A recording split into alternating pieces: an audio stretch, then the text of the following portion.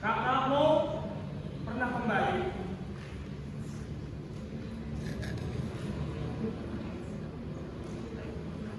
Padahal, berjagalah di luar. Oh ya.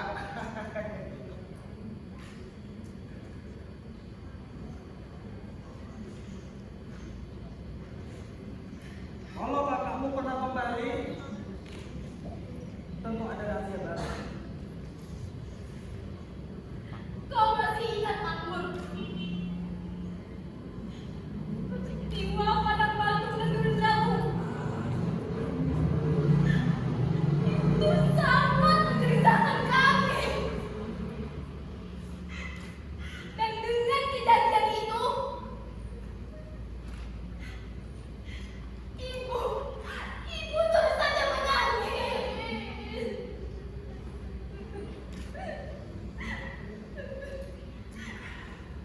Makmur, tolong ceritakan kepadaku bagaimana peristiwa itu bisa terjadi. Apa ada di antara Diriawan yang masih hidup?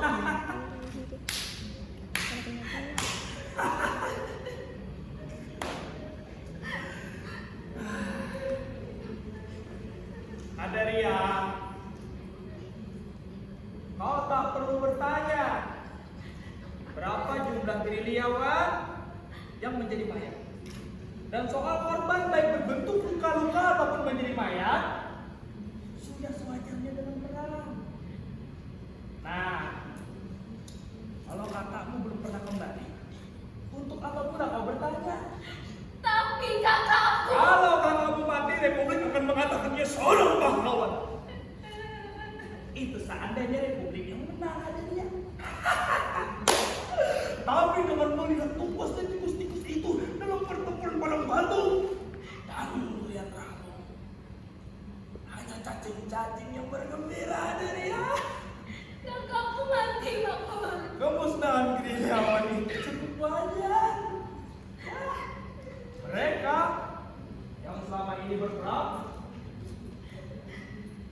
menggunakan dalih berjuang untuk ketentraman seluruh masyarakat, akhirnya mati terbunuh.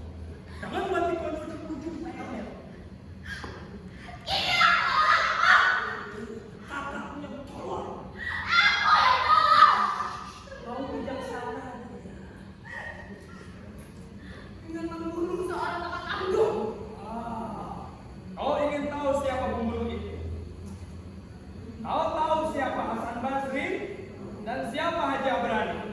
Mengapa kau sebut nama Abu itu, Makmur? Orang itulah pimpinan gerombolan itu. Orang itulah pembunuh kakakmu, Adaria. Tidak.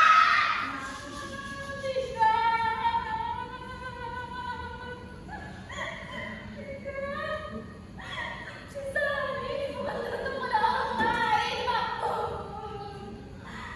Akulah yang telah membunuh kakakku. Adaria, tenang. Aku bunuh ribuan pahlawan revolusi, Makmur. Telah memuntahkan nasib prajurit yang berjuang atas nama tanah air dan bangsa. Untuk berakhirnya kematian ini, perang harus segera berakhir. Sekarang, begini Adaria. Kau sampaikan saja rahasia terakhir tentang kedalaman alam. Kemudian kau bawa saya di tangan untuk mengajukannya. Kami berakhirnya kematian. Kita harus sampai hati membunuh tikus-tikus yang ada dalam rumah itu. Sekarang kau katakan saja. Katakan. Kau pikir aku tidak apa? Ingat ini.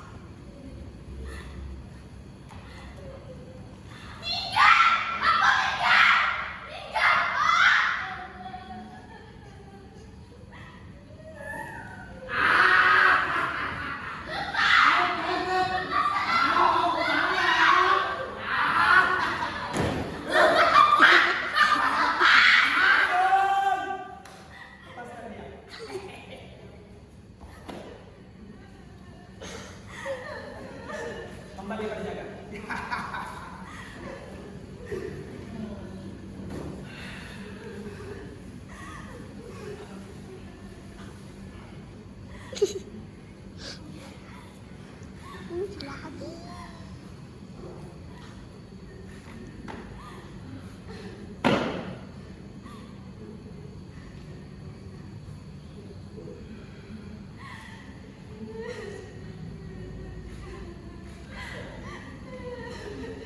Ada Ria, kurasa sudah saatnya kita berdua bersama. Memang aku merasa kurang menepati janji itu, tapi percayalah ada Ria. Percayalah.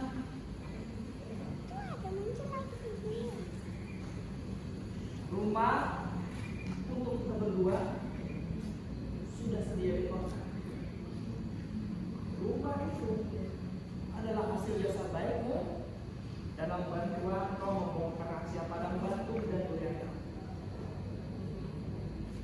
Dengan hancurnya kekuatan di sana, perintah Belanda menghadiahiku sebuah rumah lengkap beserta termasuk sebuah mobil, sebuah mesin penggiling padi, dan tempat rumah tempat kamar tidur, tempat makan, dan kau tak perlu bawa pakaian ini. Tempat lemari di sana sudah penuh dengan bau pesta. Ya? Dan kau tak boleh bekerja, sebab kau harus seperti nyonya Belanda.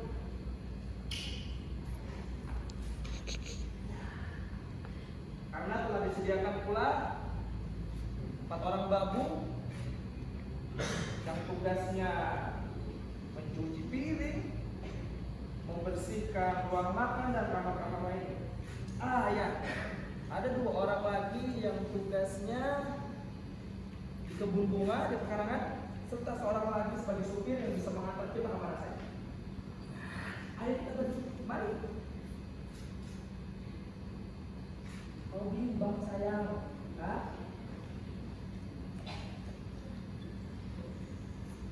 Baru, ya, mari.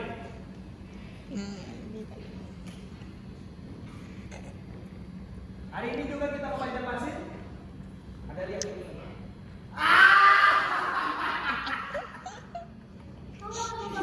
Kemana saja kau mau? Kau mau kemana?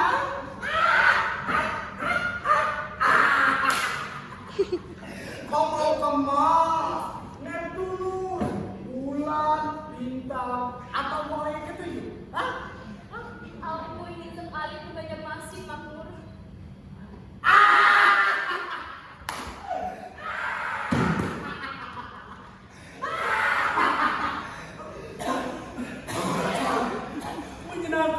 Menyenangkan sekali kan, Bang?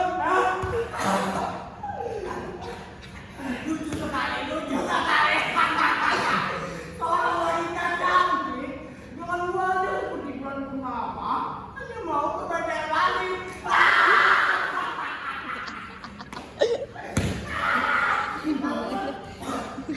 Semuanya sudah tersedia. Badul, sebutkan seluruh isi rumah ini. Sebutkan, Badul. Berat menghafalnya.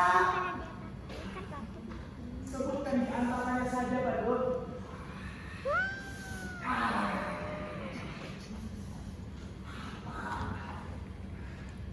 Di antaranya saja, Badul.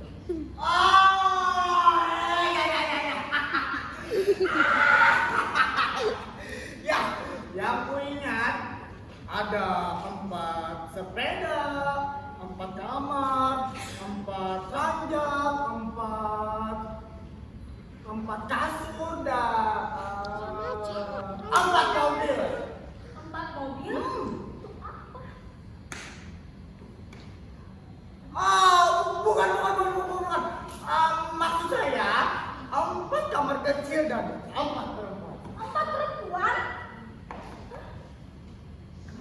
4 babu ya. 4 babu. Sudah, sisanya saya lupa.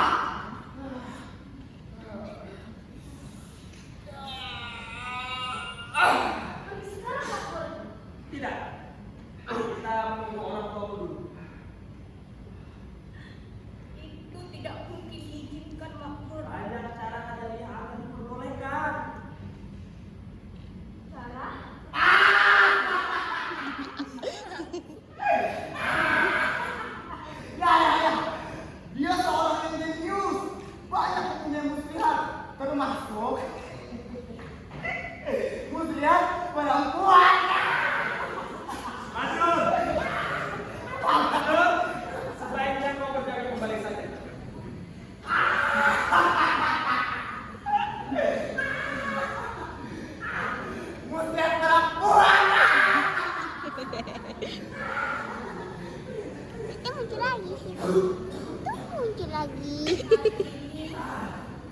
Hari yang paling menggembirakan. Tentu gembira seperti kupu-kupu di pagi hari. Jari-jariku tak akan sekasar seperti ini lagi. Adaria, tak seorang pun diperbolehkan untuk mengganggu. Membantu rumah tangga lebih dari cukup. Mendamkan engkau seperti nyonya terhormat. Kau sungguh baik hati, Makmur. Ini belum apa-apa. Bukankah aku akan menjadi istrimu? Belum? Kau belum menjadi istriku dan aku tak tahu apakah kau akan menjadi istriku. Itu ada lagi orangnya muncul di jendela. Banyak sekali. Katakan, akan aku penuhi. Bagaimana aku mengatakannya ya?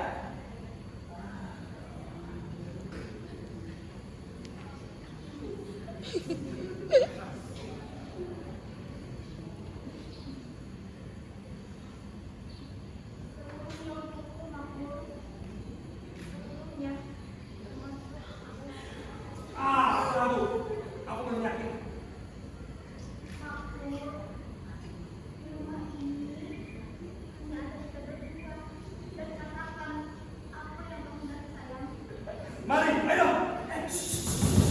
Apa lagi? Apa? Ada orang? Iya, seorang laki-laki. Mungkin ayahmu.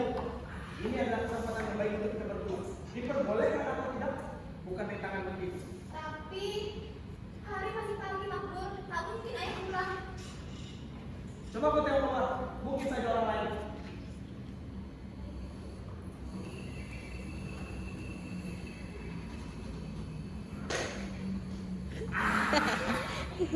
Siapa saja kau dapatkan? Batinnya masih tertekan.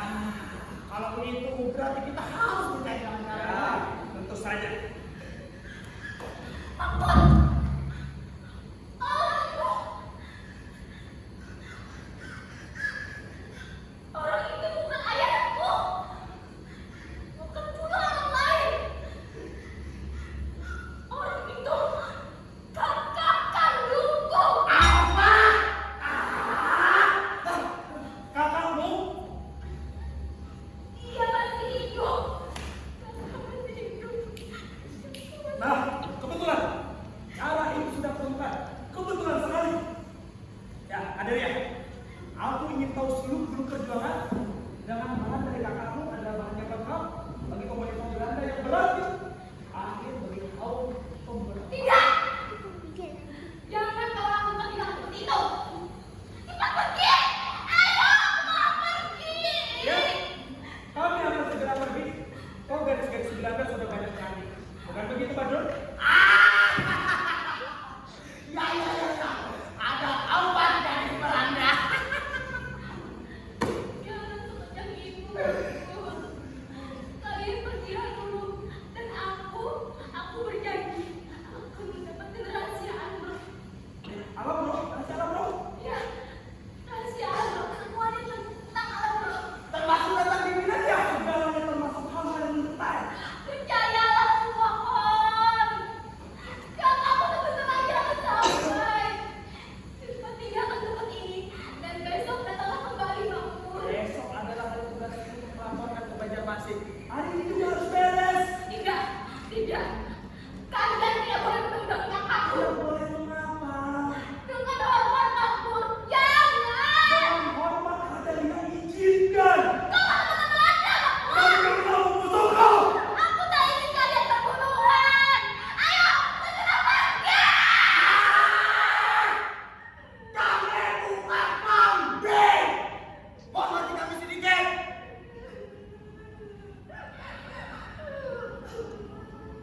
Adelia, kau bersikap seperti sayang. Jangan sekarang, Makmur. Sekarang juga.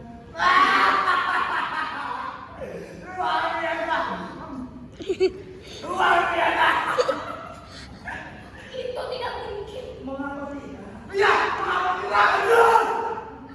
Tak usah kau campurin. Diam saja.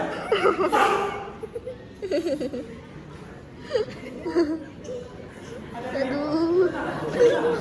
Aduh, sakit-sakit.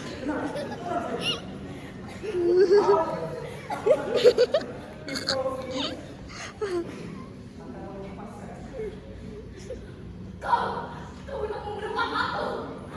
Soal gampang nih. Demam nanti gitu. Kompas, merah sekarang.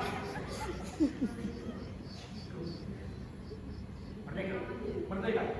Ria, iya soalnya begini. Itu aja yang di bawah. Iya. 10 lembaga pemerintah Belanda pelan-pelan berangsur luntur. Sudah menyatakan. Ya, siapa yang mana? Baik, Kak. Badrun, kembali berjaga.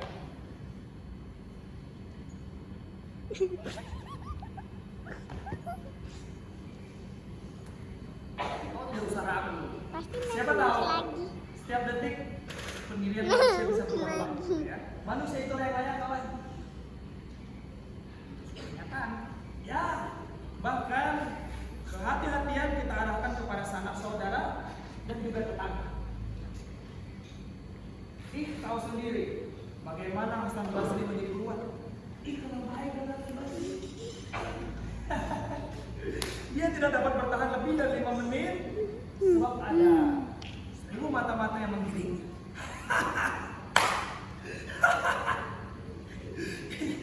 Ketawa. Waktu itu para Belanda itu mencari Hasan Basri. Mereka heran. Hasan Basri sudah tidak ada. Yang ada cuma kanak-kanak. Dimulai curiga bahwa Hasan Basri bukan. Sampai sekarang di Banjarmasin, sampai detik ini orang-orang banyak mengenal Hasan Basri sebagai seorang yang sakti. Padahal banyak mengenal bagaimana kehidupan Hasan Basri. Muncul lagi dan lagi. Sudah 4 kali muncul di jendela. Untuk beruntung kalau kau dapat mengenal beliau. Kawan, seorang republik yang belum sempat mengenal Hasan Basri akan menganggap dia seorang nabi. Padahal Hasan Basri adalah manusia biasa, ramah, dan menantang sebutan kata beliau. Kita mau panggil Hasan Basri dengan sebutan beliau.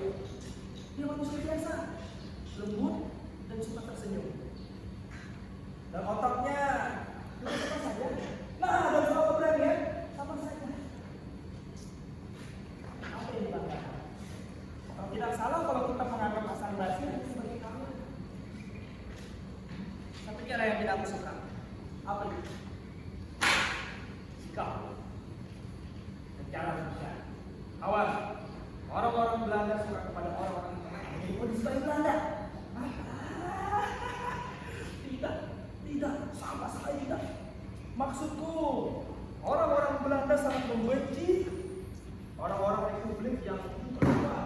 Sebab republik membutuhkan kaum yang intelektual karena politik strategis memerlukan otak yang kritis.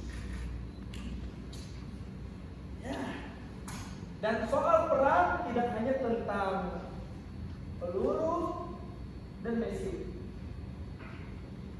Perang memerlukan manajemen yang baik, bergerak di atas organisasi yang licin dan lempar. Itulah sebabnya mengapa sudah sekian abad Belanda menakuti kekayaan diri kita ini, kita tidak pernah berpikir untuk membangun sebuah perguruan tinggi. Padahal perguruan tinggi adalah sumber intelektualitas. Kamu dapat mengerti kenapa pemuda-pemuda akan saja cuma satu untuk mempertahankan pemerintahan, bukan? Ya, memang baik.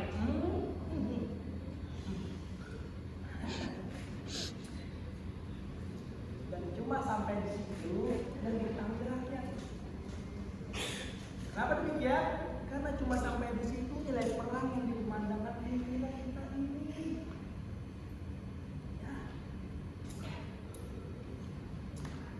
mereka tidak mengerti benar tentang hakikat perang.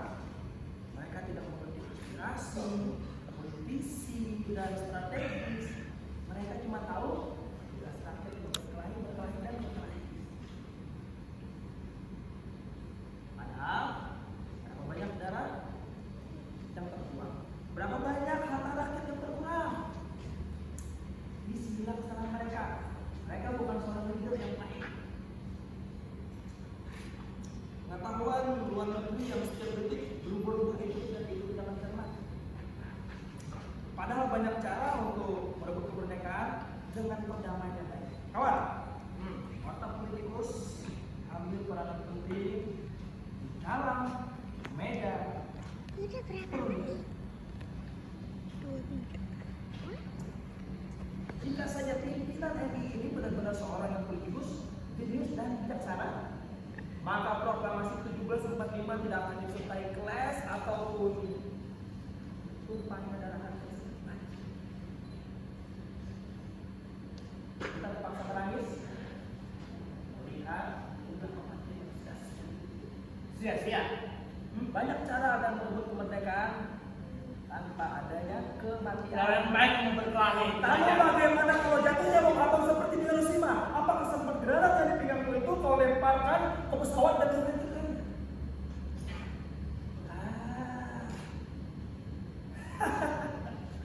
Dengan sebiji bom atom, tidak hanya invasi Iriawan, tapi ibu-ibu dan sekian banyak ibu anak-anak yang menjadi korban. Dan kejahatan mereka yang berdosa, ada kejahatan mereka yang bersalah. Sekarang, akan mencoba mempertahankan kemerdekaan ini dengan berkotak-kotak di meja perundingan. Hari ini akan ke Banjarmasin, akan menemui pemerintah Belanda, dan ini yang paling penting, akan sampaikan aspirasi seluruh karyawan dan seluruh rakyat. Jika Belanda tidak juga peduli, atau tidak salah kalau akan kemukakan taruhan berani mati kau yang memberikan beserta kutipan ancaman. Tidak sempat begini untuk mendapatkan informasi selanjutnya bagaimana rencana Iriawan dan negara selanjutnya. Nah, mudah-mudahan melalui kamu bisa dapatkan kapan dibacakan proklamasi di Gunung Ari, di mana dari tokoh siapa saja hadir. Mungkin selain Hasan Basri, Haji Abrani dan Pangeran Arya ada tokoh utamanya. Bisa saja ada tokoh-tokoh baru seperti kau yang memberani. Makanya kau berkhidmat seluruh Iriawan di Kalimantan ini. Bukan hanya Kalimantan, tapi seluruh Nusantara, ya. Bahkan pergulatan air sampai pergulatan dunia. Itulah yang namanya ilmu. Kau tinggal di Banjarmasin, kawan. Banjarmasin adalah tempat percaturan politik perang di Kalimantan. Tapi pergulatan tidak hanya di Kalimantan, sampai kepada ibu kota persatuan Republik Indonesia.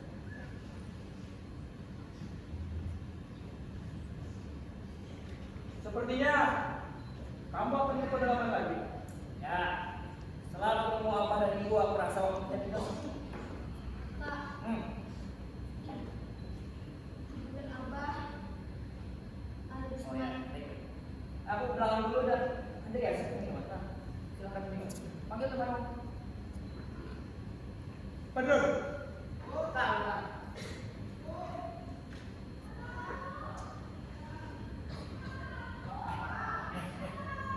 Aman. Hidup dengan mengasah otak akan aman sampai kapan pun. Otak malaikat. Nah, ini. Coba tuh otak aja.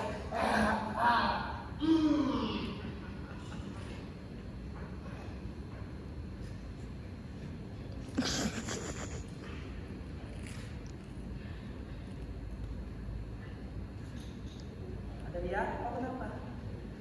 Maaf, tidak sengaja minum orang Belanda. Beres. Semuanya akan beres. Bukan begitu, betul? Beres dengan tempat kamar, tempat ranjang dan tempat Sepeda. tempat sepeda. Sebaiknya kalian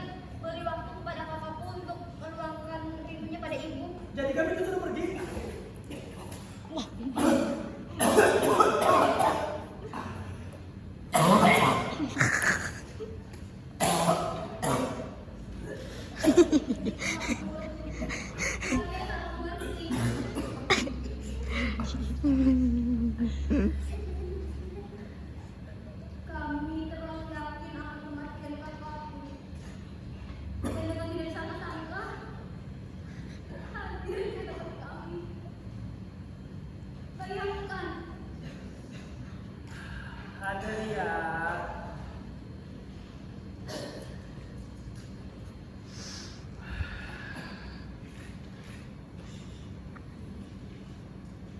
Adelia. Coba bayangkan jika kita tidak lagi bersama untuk selamanya. Jangan berkata seperti itu, Mas. Pertimbangkanlah dengan baik. Tentramkan dulu hati ibu. Beri ketenangan beberapa hari. Kemudian, kau datang dan langsung melamarku. Bagaimana jika ibu tidak mengizinkannya, Adelia? Saat aku punya cara. Ada 1000 cara yang berputar di dalam otak ya. Tapi kakakku sebentar lagi akan pergi. Tak mungkin. Barusan dia yang katakan, katanya dia punya waktu singkat untuk bertemu tua saja. Apa benar? Benar, benar. Ada dia. Begini, engkau ditugaskan untuk mencari rahasia pedalaman alam roh, bagian seluk-beluknya, dalam menuju ke sana dan bongkar oleh Allah. Ini yang paling penting. Apa dan di mana dan siapa saja yang akan hadir pada pembacaan proklamasi Gubernur A. Kau dapat mengerti ya? Kalau kau mendapat sumbangan tersebut, aku meminta menulis surga. Masuk. Dan kau tahu kenapa berusaha engkau mendapatkan ilmu tersebut?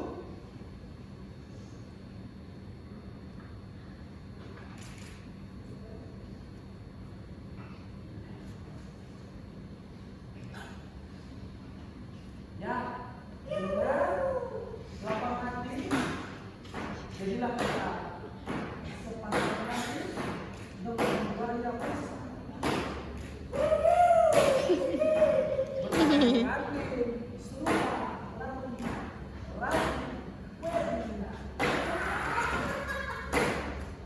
Dan pada malam kiamat kita akan terbang ke langit dan sinar bulan akan menjadi payung pada malam pengantin.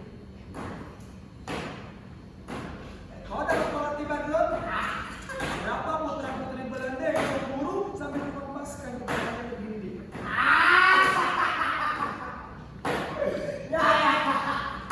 Yang aku tahu nih, bukan hanya kepala saja yang bisa seperti di tembok, tapi mereka seperti dibawa di bayangan roti. Dan berapa saja putra putri Belanda yang akan menggunduli rambutnya jika tidak itu? Ada 4 dari keluarga. Nah, jalankan tugas yang kita terima ini. Apa?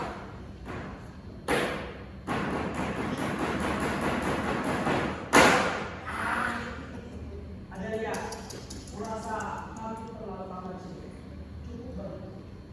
Aku pergi dulu dan bilang pada kakakmu, besok aku akan kembali lagi. Paham? Mari, Kakak.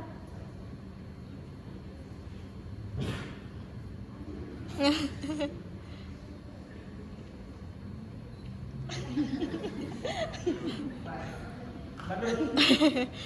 Ya.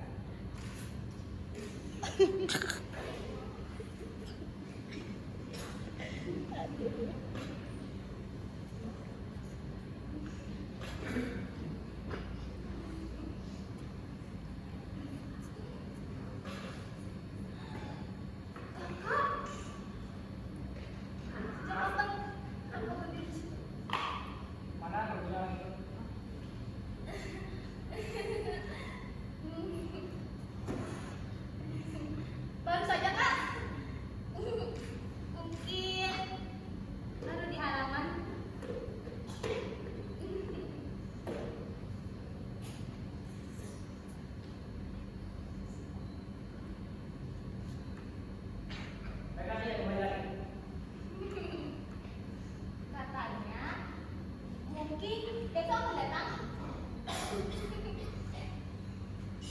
Jadi mereka itu sering kemari.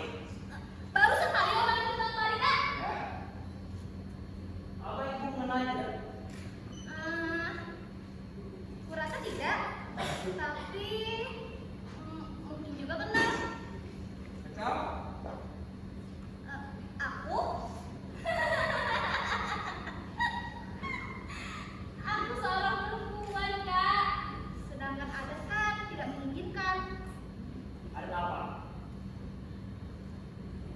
Kurasa itu adalah kewajiban seorang kakak laki-laki untuk mengawasi adik gadisnya, kan? Memang sudah kau awasi dengan baik kan dia. Kawan orang itu kelihatan sangat akrab sekali. Tadi kau katakan kau tidak mengenal kan? Aku seorang gadis, Kak. Dan memang baru hari ini aku lihat orang itu. Dan biarkan saja tubuhmu itu tidak mana ada ya. Aku baru saja mengenalnya, Kak. Siapa dia? Aku tidak tahu. Dan laki-laki itu bukan urusan.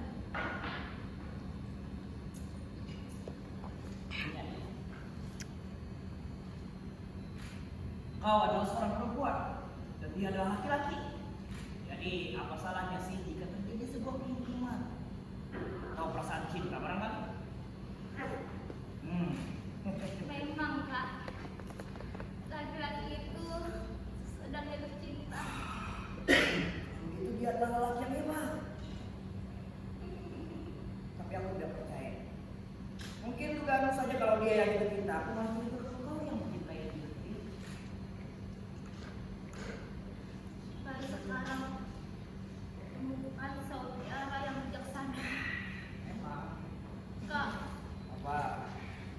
aku tidak begitu pasti perasaan apakah yang merasa curhat adikku ini. Mungkinkah ini sebuah penyakit?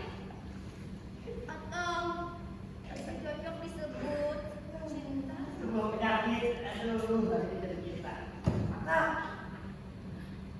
Bukankah ini hal yang wajar? ya wajar dan dapat dikatakan normal. Tapi dapat juga dikatakan di luar normal. Mengapa? Kalau tidak pantas.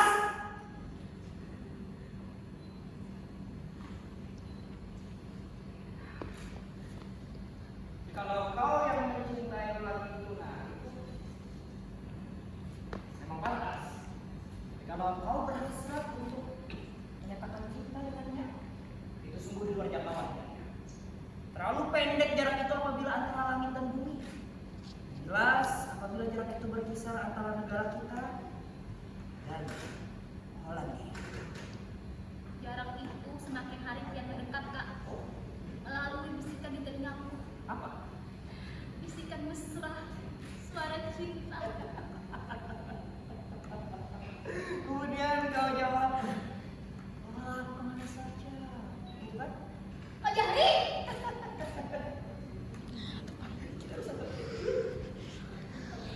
Kakak mengetahui persis apa yang dikatakannya dan apa yang dikabarkan padaku. Dan kemudian mereka menjawab, kau mau kemana, Manis?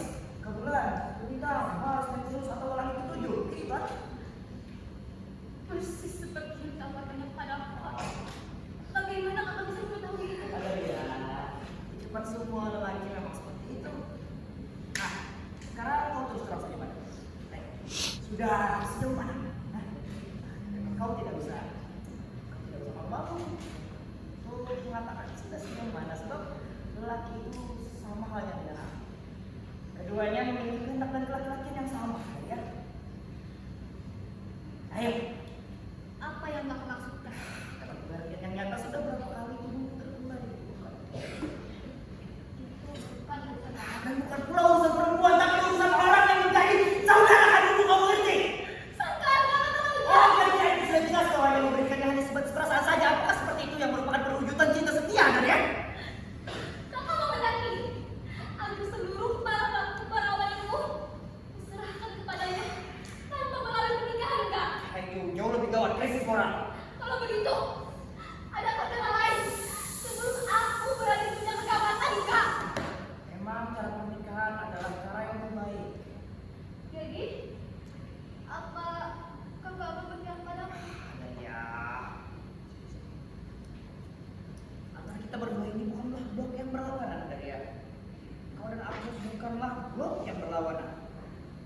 saatnya hanya blok Belanda nikah dan blok Republiknya mempertahankan kemerdekaan. Cuma itu.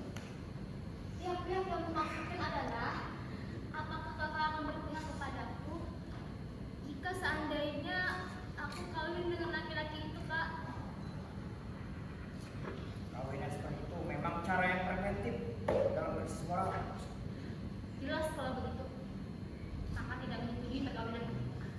Kau iya padanya. Siapa sebenarnya yang ingin perkawinan itu? Kau yang meminta atau kau yang mendesaknya? Hah? Kami, Kak! Oh. Kami berdua berdiri kawin! Oh, jadi tinggal kena perangkap sekarang. Ini perbuatan serius, Pasti Kak! kamu berperangkap dengan serius. Aku tidak bermain-main! Dan aku juga bersungguh-sungguh adanya. Dia berulang-kali memintaku untuk menjadi istrinya, Kak! Kau menerimanya. Begitulah. Dah, kau katakan kalau kau tidak punya laki itu. Bohong.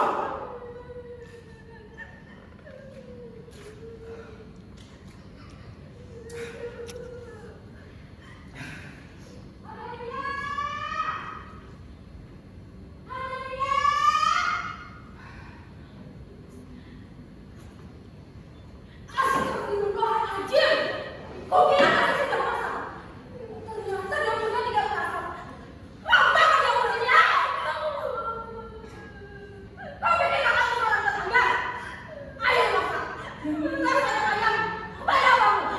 Cepat!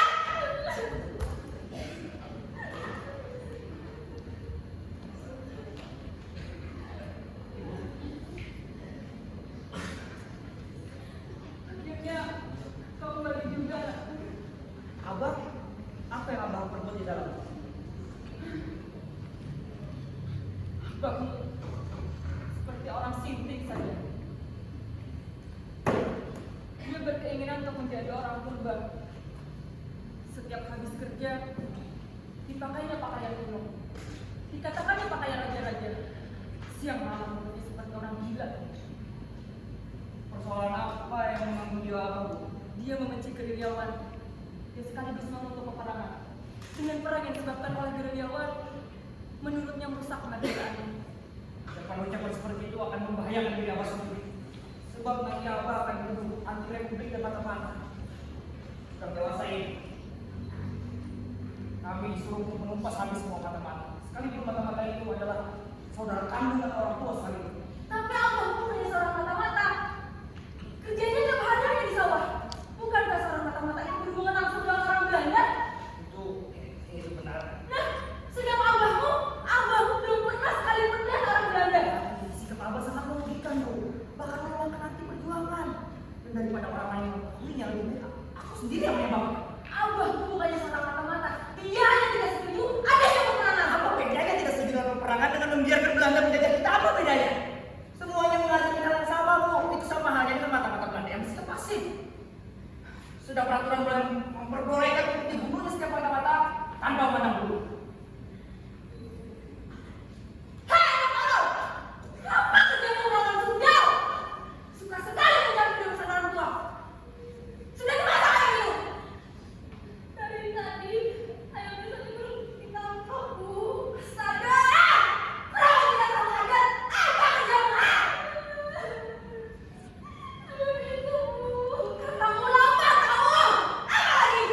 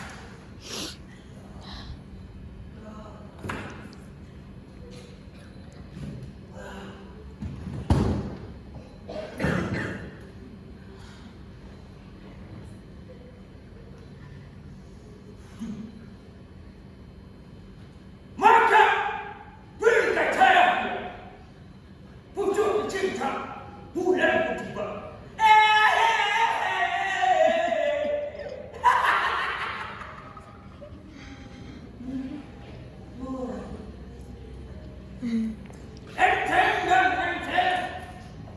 Tidak kuat dan sembunyi di tanah kami. Pantas saya nyakap dengan lehernya. Atau Rancaluning sekalipun. Ya, semuanya satu. Silakan bertanding.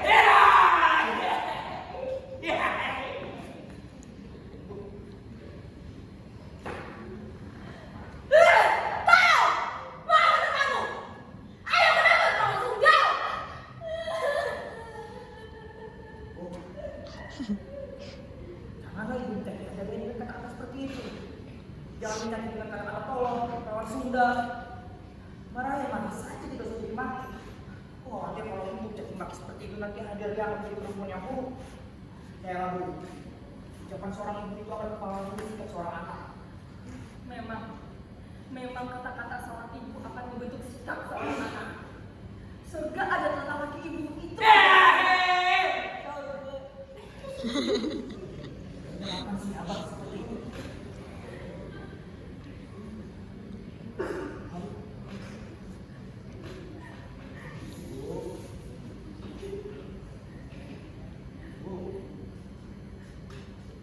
Begitu didengarnya pertahanan padang batu dan mereka memusnahkan orang Belanda.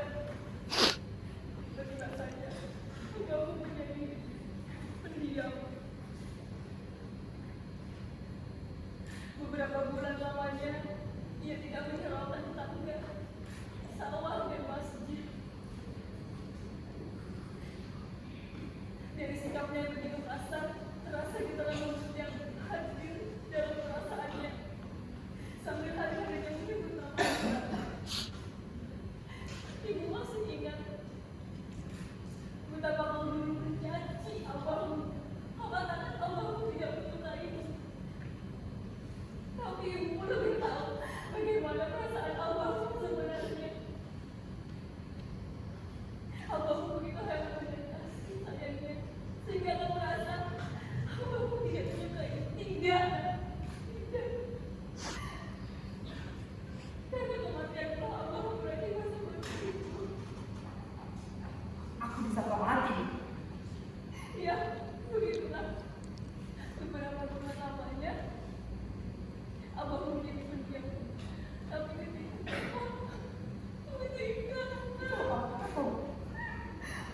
waktu itu, malam hari ketika orang kampung berkumpul di rumah ini untuk ajaran alasan kematian. Jadi berapa aku bisa kau mati? Karena kematian abang membuktikan laku yang aneh-aneh. Kasih sayang abangmu yang besar itu masih akan membunuh abangmu.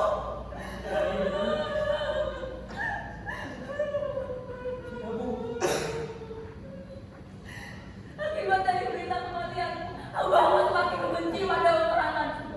Tidak salah baginya bahwa peperangan ini membawakan kebahagiaan sedikit pun. Itulah sebabnya mengapa dikutuknya peperangan dan dicaci makinya kaum diri lewat. Masih akan kamu tuduh sebagai mata-mata.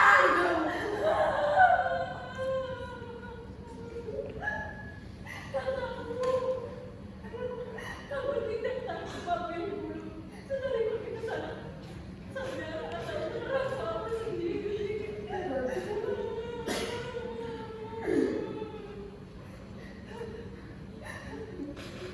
Kasih sayang abangmu yang besar itu masih akan kamu guna abangmu. Apa?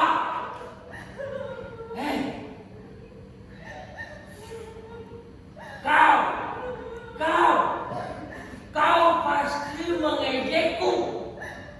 Kau pasti menyebutku tuli.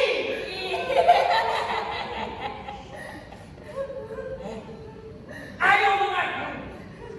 Kau kembalilah ke tempatku dan jangan ganggu aku. Apa?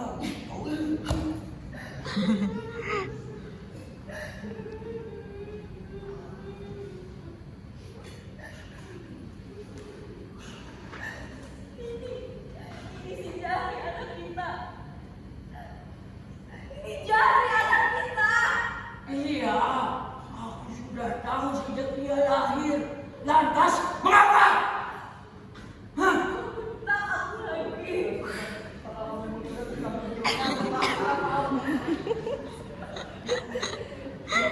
Aduh. Jadi anak kita sudah kembali. Dia harus diterimakan. Ayo, sembunyikan ayam. Ada. Makin menambah saja. Ini Jahri. Anak kita sudah kembali. Dia kembali dan tidak jadi mati.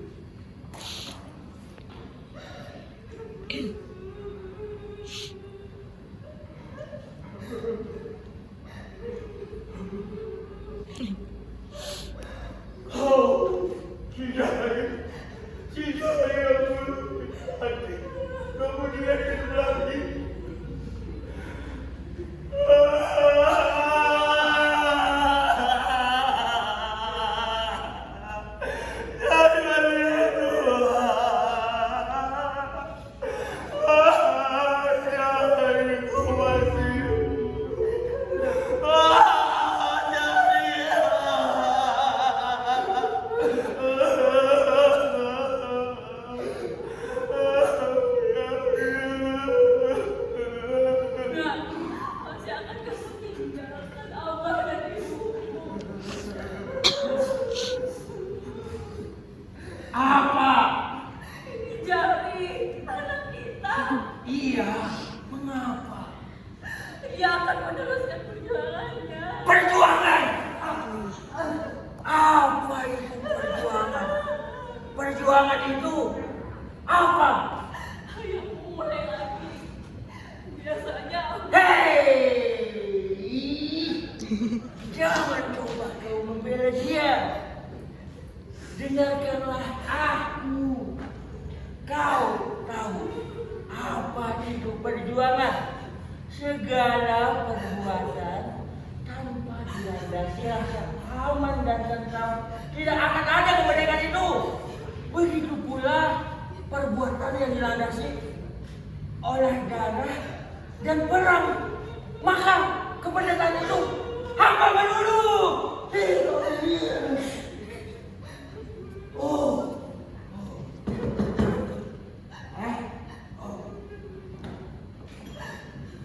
Wah.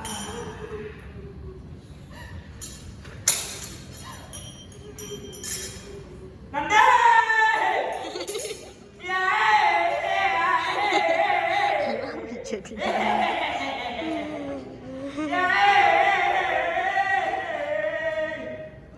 maka jadilah sebuah kisah para kerajaan zaman dahulu.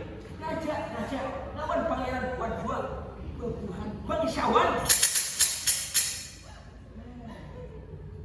Aku sebagai orang tua telah berani menunjukkan sebuah perjuangan yang luar biasa hebatnya.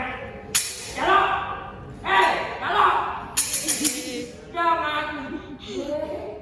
jangan menunjukkan sebuah luar biasaannya mendobrak generasi kini yang telah melupakan adat dan istiadat.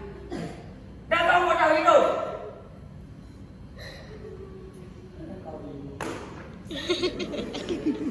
Dan kamu mau tahu? Lihatlah. Inilah pakaian raja-raja batu itu. Nah, sekarang giliranmu bicara. Oh iya. Satu lagi. Kau harus tahu, kita adalah keturunan Gusti-Gusti. Tapi orang kampung mengganti nama aku dan nama gelar aku menjadi Pinamusti. Aku juga tidak tahu mengapa bagiku gelar tidak begitu penting. Gelar yang terpenting aku mewarisi kebiasaan Raja Banjar itu, yakni mempunyai timbunan emas, timbunan harta, tanah yang banyak, sawah yang luas. Itulah perjuangan. Tidak seperti para gerilyawan mati itu.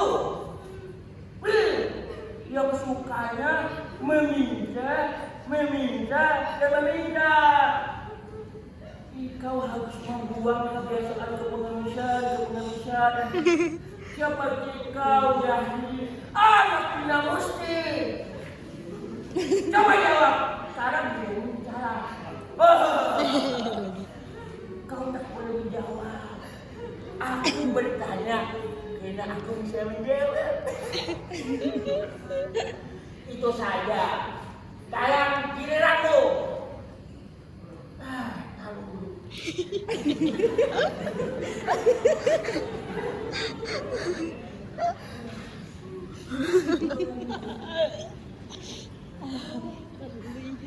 Sudah masak, yang belum ada lauknya.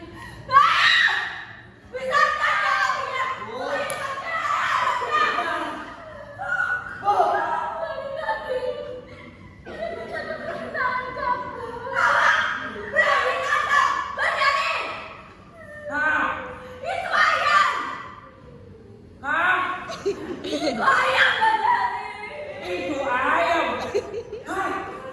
Itu ayam ditangkap musang siang-siang.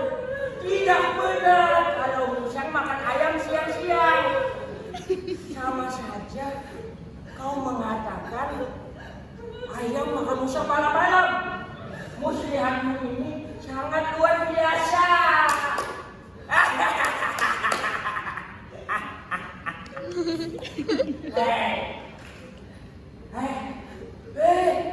Iya. Aku tahu. Kau telah bersekongkol dengan para maling yang bukan. Kau ingin mencuri ayam betinaku yang sedang bertelur. Sehari 1 telur, jumlahnya 100. Kalau selama 1 tahun, banyak dari. Kau tidak boleh mencurinya. Kau kalau mencuri pasti kau akan pesta-pestakan di dalam